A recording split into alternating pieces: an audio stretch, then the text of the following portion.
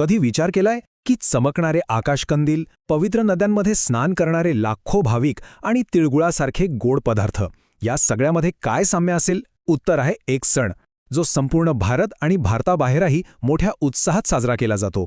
आज आपण याच सणाची म्हणजेच मकर संक्रांतीची गोष्ट जाणून घेणार आहोत. तर या संपूर्ण विवेचनात आपण मकर संक्रांतीचं ज्योतिषशास्त्रीय महत्त्व काय आहे, तिची वेगवेगळी नावं कोणती आहेत आणि जगभरात ती साजरी करण्याच्या अनोख्या पद्धती काय आहेत, हे सगळं पाहणार आहोत. चला तर मग सुरुवात करूया. या सणाचं सगळ्यात मोठं वैशिष्ट्य म्हणजे याची मुळं कुठल्या तरी पौराणिक कथेपेक्षा एका मोठ्या खगोलशास्त्रीय घटनेत आहेत. मकर संक्रांतीचं मूळ खरं तर खगोलशास्त्रात आहे. हा एक सौर उत्सव असून तो सूर्यदेवाला समर्पित आहे. ज्योतिषशास्त्रानुसार नेमकं याच दिवशी सूर्य धनु राशीतून मकर राशीत प्रवेश करतो आणि असं मानलं जातं की इथूनच एका नव्या शुभ पर्वाची सुरुवात होते. आता इथे खूपच रंजक गोष्ट आहे. बरेच जण मकर संक्रांत आणि उत्तरायण हे एकच मानतात, पण त्यात एक महत्त्वाचा फरक आहे. उत्तरायण म्हणजे काय, तर सूर्याचं उत्तरेकडे सरकणं, जे साधारणपणे 21 डिसेंबरला सुरू होतं. तर संक्रांतीची तारीख ही राशीचक्रावर अवलंबून असते. गंमत म्हणजे हजारो वर्षांपूर्वी हे दोन्ही एकाच दिवशी घडत असे, पण पृथ्वीच्या अक्षाच्या किंचित बदलामुळे आता यात काही दिवसांचा फरक निर्माण झाला आहे. अनेकांना हा प्रश्न पडतो की मकर संक्रांत नेहमी 14 जानेवारीला का येत नाही, कधी-कधी 15ला येते. याचं कारण आपल्या सौरचक्रात आणि कॅलेंडरमध्ये आहे. दर 4 वर्षांनी जे लीप वर्ष येतं ना, त्यामुळे ही तारीख कधी-कधी 15 जानेवारीला येते, जसं की 2024 मध्ये झालं होतं. तर हा सण फक्त खगोलशास्त्रपुरता मर्यादित नाही आहे, तो संपूर्ण भारतीय उपखंडात साजरा केला जातो. आणि म्हणूनच या एकाच सणाची इतकी सुंदर आणि वेगवेगळी नावं आहेत, जी आपल्या भारताची सांस्कृतिक विविधता दाखवतात. या सणाची व्याप्ती नावांवरूनच लक्षात येते बघा. तामिळनाडूमध्ये याला पोंगल म्हणतात, तर आसाममध्ये माघ बिहू, पंजाबमध्ये माघी, तर गुजरातमध्ये उत्तरायण. म्हणजे प्रत्येक नावात त्या त्या प्रदेशाची एक अनोखी संस्कृती दडलेली आहे. आता नावं वेगवेगळी असली तरी या उत्सवाला एकत्र बांधणारे काही समान धागे आहेत. देशभरात काही परंपरा अगदी सारख्याच उत्साहाने जपल्या जातात.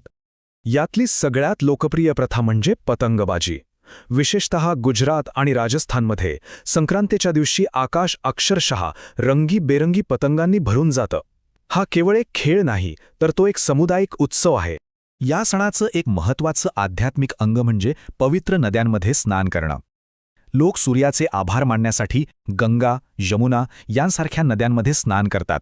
आणि ह्या परंपरेचं सर्वात मोठं उदाहरण म्हणजे दर 12 वर्षांनी होणारा कुंभमेळा, जिथे कोट्यावधी लोक एकत्र येतात. मुळात मकर संक्रांत हा एक सुगीचा सण आहे. म्हणजे शेतातलं काम संपलेलं असतं आणि शेतकरी आपल्या मेहनतीचं फळ साजरा करतात. त्यामुळे एकत्र जेवण, शेकोटी आणि सामाजिक मेळावे हे या सणाचे अविभाज्य भाग आहेत.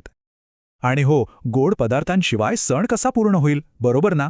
तीळ आणि गुळापासून बनवलेले लाडू किंवा वड्या वाटल्या जातात. यामागे खूप सुंदर भावना आहे. तिळाप्रमाणे एकत्र रहा आणि गुळाप्रमाणे गोड बोला. आता या समान परंपरांसोबतच प्रत्येक प्रदेश या सणाला आपला एक वेगळा, खास रंग देतो. चला पाहूया काही खास प्रादेशिक उत्सव. तामिळनाडूमध्ये हा सण पोंगल म्हणून तब्बल 4 दिवस साजरा होतो. उत्सवाची सुरुवात होते ती नव्या भांड्यात दूध, तांदूळ आणि गूळ घालून पोंगल हा गोड पदार्थ बनून आणि भांड्यातून दूध उतू जाणं हे येणाऱ्या वर्षातील समृद्धीचं प्रतीक मानलं जातं. पोंगलचे हे 4ही दिवस खूप खास असतात. पहिल्या दिवशी भोगीमध्ये जुन्या गोष्टी टाकून दिल्या जातात. दुसऱ्या दिवशी थाई पोंगल हा मुख्य दिवस. तिसरा दिवस मट्टू पोंगल हा गुरांसाठी असतो. आणि चौथ्या दिवशी कानुम पोंगलला लोक एकमेकांना भेटायला जातात. आंध्र प्रदेश आणि तेलंगणामध्ये घरासमोर तांदळाच्या पिठाने सुंदर रांगोळी काढली जाते, ज्याला मुग्गू म्हणतात. ही एक इतकी सुंदर कलात्मक परंपरा आहे, जी या उत्सवाला एक वेगळीच ओळख देते. आसाममध्ये या सणाला माघ बिहू म्हणतात. तिथे लोक बांबूच्या तात्पुरत्या झोपड्या उभारतात, ज्यांना मेजी म्हणतात. त्यात एकत्र जेवण करतात आणि दुसऱ्या दिवशी सकाळी त्या जाळतात. हा सामुदायिक एकतेचा एक सुंदर सोहळा असतो. शेतीतील गुरांप्रती कृतज्ञता व्यक्त करण्याची प्रथाही वेगवेगळ्या ठिकाणी दिसते. आसाममध्ये म्हशींच्या झुंजी आयोजित केल्या जातात, तर तमिळनाडूमध्ये जल्लीकट्टू हा साहसी खेळ खेळला जातो. म्हणजे बघा, पद्धती वेगळ्या असल्या तरी दोन्ही ठिकाणी गुरांचं महत्त्व अधोरेखित होतं. आता या सणाच्या परंपरा फक्त भारताच्या सीमांपुरत्या मर्यादित नाहीत. त्याचा उत्साह जगभरात पोचला आहे. नेपाळमध्ये याला माघे संक्रांती म्हणतात. श्रीलंका, मलेशिया आणि सिंगापूरमधला तमिळ समुदाय थाई पोंगल साजरा करतो. पाकिस्तानातील सिंध प्रांतात याला तिरामोरी म्हणतात आणि बांगलादेशात शकरेंच्या दिवशी पतंग उडवले जातात. यावरून या सणाची सांस्कृतिक पोहोच आपल्या लक्षात येते. कर्नाटकात एक खूप सुंदर म्हण आहे, एळ्ळू बेल्ल तिंदू उल्ले माथाडी, म्हणजे तीळ आणि गुळ खा आणि फक्त चांगलं बोला. मला वाटतं ही एकच म्हण या सणाचा संपूर्ण सार सांगते, वैर विसरून नात्यांमध्ये गोडवा आणणं. थोडक्यात सांगायचं तर मकर संक्रांत हा केवळ एक धार्मिक सण नाही, तर तो खगोलशास्त्र, शेती आणि संस्कृती यांचा एक अद्भुत संगम आहे.